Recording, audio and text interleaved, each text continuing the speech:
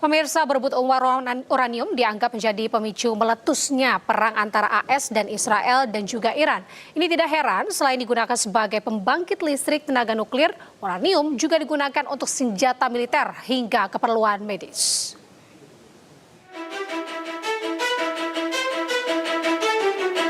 Hampir 100 hari perang antara Amerika Serikat, Israel, dan Iran berlangsung. Salah satu pemicunya adalah keinginan Amerika Serikat dan Israel menguasai uranium yang dimiliki Iran. Uranium adalah logam berat sumber energi. 1 kg uranium setara 3.000 ton batu bara.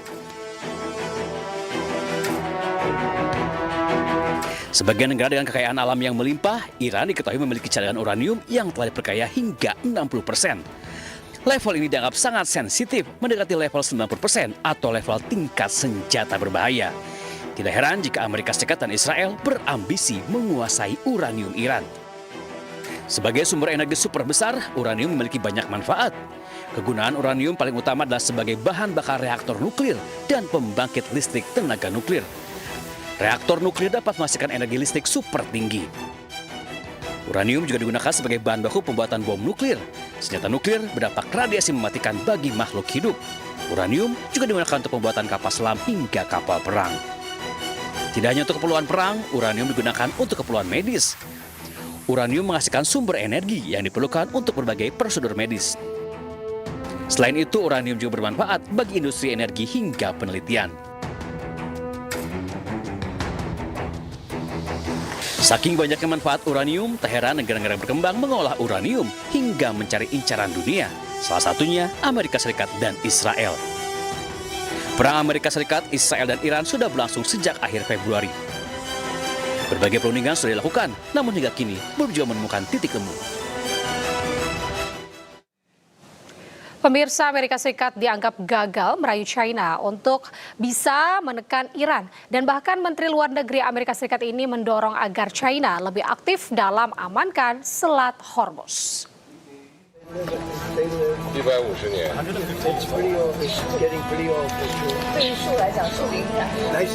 Kunjungan Presiden Amerika Serikat Donald Trump ke China menjadi perhatian dunia. Kunjungan ini dipandang sebagai peluang bagi Washington untuk mendapatkan kembali pengaruh strategisnya dengan memujuk China untuk menekan Iran secara ekonomi dan strategis.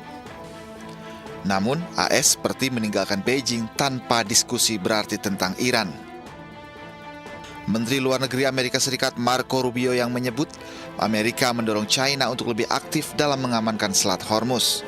We've made the argument to the Chinese, and I hope it's compelling, and they'll have a chance to do something about it at the United Nations later this week when there's a resolution just condemning Iran on what they're doing with the Straits. Look, there's three things. The Chinese have ships stuck in the Persian Gulf because setting up a system that says we're going to let certain ships through but others not, it's easier said than done. So it's in their interest to resolve this. We hope to convince them to play a more active role in getting Iran to walk away from what they're doing now and trying to do now in the Persian Gulf. Peneliti Asia Middle East Center Pijaro Ghazali Idrus menilai Amerika Serikat gagal membujuk China untuk menekan Iran terkait perang di Timur Tengah. Kegagalan ini membuat Amerika Serikat menyiapkan operasi militer baru. Dan kemudian Donald Trump juga gagal menekan China untuk kemudian memaksa Iran membuka Selat Hormuz walaupun ada blokade Amerika Serikat. Karena Iran ini pinter. Dia sebelum pertemuan antara China dengan Trump, ya, Xi Jinping dengan Trump, Iran itu membuka Selat Hormuz bagi puluhan kapal-kapal Cina yang selama ini terdampar di Selat Hormuz. Itu dibuka. Hingga kemudian kan tidak lagi relevan kalau kemudian Trump mengatakan minta Xi Jinping untuk membuka Selat Hormuz. Xi Jinping bilang, loh itu sudah dibuka kok, Iran tidak menutup semuanya. Iran itu tetap memberikan kapal-kapal yang mau lewat di sana selama tidak memusuhi Iran. Diketahui Menteri Luar Negeri Iran Abbas Araghchi terlebih dahulu berkunjung ke China. Pertemuan tersebut salah satunya membicarakan penyelesaian perang antara Iran dengan Amerika Serikat dan Israel. Pemirsa, ada yang menarik usai pertemuan Presiden Amerika Serikat dengan Presiden China di Beijing beberapa waktu lalu. Barang-barang yang diberikan China kepada rombongan Amerika Serikat ini dibuang sebelum rombongan Amerika Serikat menaiki pesawat.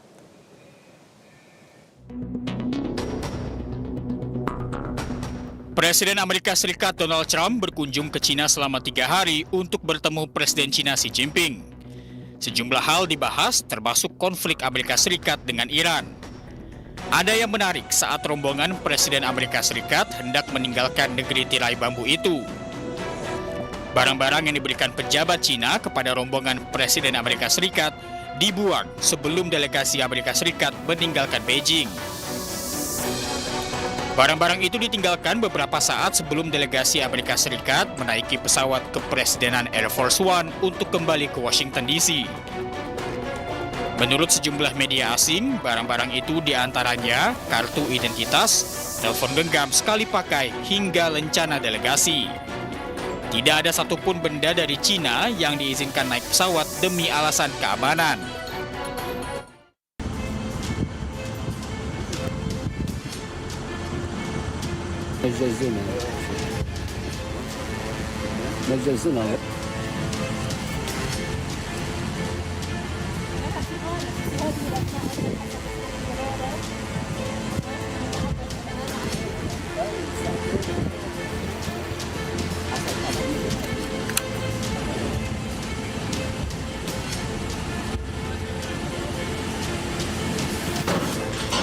Yo, مازن بعيدة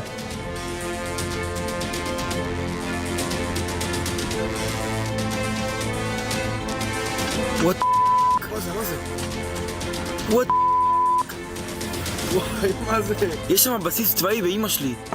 יו! מה זה?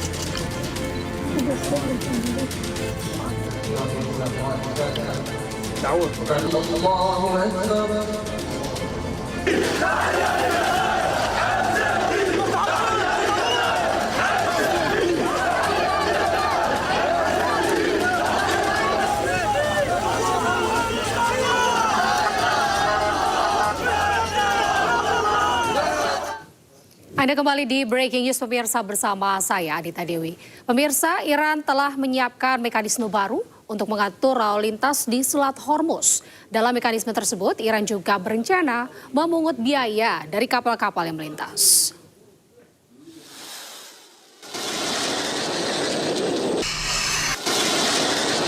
Di tengah ketegangan di Selat Hormuz antara AS dan Iran yang belum kunjung berakhir, Iran berencana mengumumkan mekanisme baru di Selat Hormuz.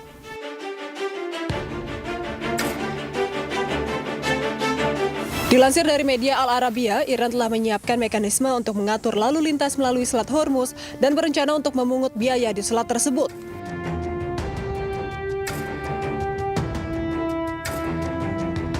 Dalam mekanisme tersebut, hanya kapal-kapal komersial serta pihak yang bekerja sama dengan Iran yang akan mendapat manfaat dari kebijakan ini. Diketahui Iran telah menutup Selat Hormuz sejak dimulainya perang dengan AS dan Israel pada bulan Februari lalu.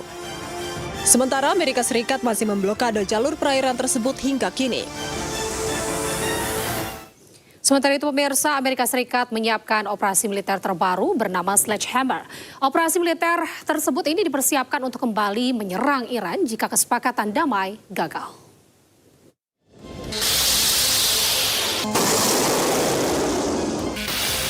Meski berbagai upaya telah ditempuh, namun kesepakatan damai antara Amerika Serikat dan Iran masih belum kunjung tercapai. Di tengah kebuntuan negosiasi, AS dilaporkan telah menyiapkan operasi militer terbaru bernama Sledgehammer untuk menyerang Iran jika kesepakatan damai gagal. Operasi militer tersebut hanya berganti nama dari operasi militer sebelumnya yang bernama Epic Fury untuk menghindari pelanggaran War Powers Act atau Undang-Undang Kekuatan Perang. Sejumlah pejabat Amerika Serikat yakin bahwa penggunaan nama operasi baru tidak melanggar War Powers Act. Undang-undang tersebut membatasi waktu 60 hari kepada Presiden AS dalam melancarkan perang melawan negara asing tanpa persetujuan Kongres. Diketahui operasi militer Epic Fury telah berakhir pada bulan April lalu, meskipun AS dan Iran belum mencapai kesepakatan damai. Kedua belah pihak telah berupaya mengajukan proposal damai, namun hingga kini masing-masing pihak saling menolak syarat-syarat yang diajukan.